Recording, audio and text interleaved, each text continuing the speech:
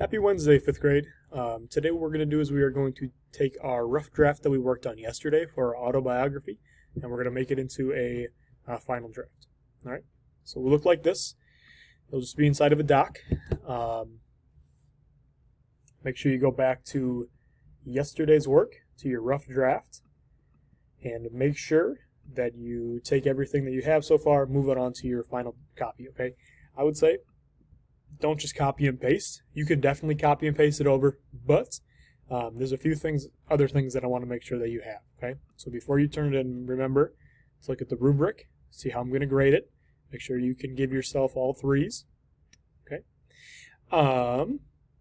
The last thing that I want you to do before you turn it in as well, if you go down to the bottom page here, I have a little checklist for you to do before you turn it in.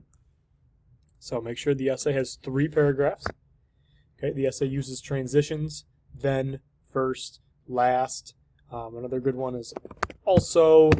Okay, make sure it uses those transitions because that's going to make it flow nice. All right, I'll give you some examples here. Okay, looking at my autobiography here. Here's a transition. All right, so also a few things that I like about him. All right, so that's a good way for us to show the reader that I'm moving into a new topic using the word also.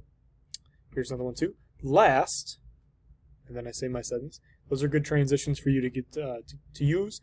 Try to add some of those into your essay so it flows better. All right, go back. So make sure you use those transitions. Make sure you read your essay out loud once at least, like out loud, like using your voice at home. Even if your siblings are like, what are you doing? Tell them that you're working hard in your schoolwork and they should mind their own business. All right. Make sure someone else in your house has read your essay out loud once. Do your best to find somebody, find a sibling, find a parent, a relative, a friend across the street. Have somebody read it out loud and make sure that it uses correct punctuation. And then once you do all those things, make sure you turn it in on Google Classroom. And the last thing is to sign inside this box so that I know that you're ready for me to grade it. Okay, so I'm going to sign it, but you'll sign your name.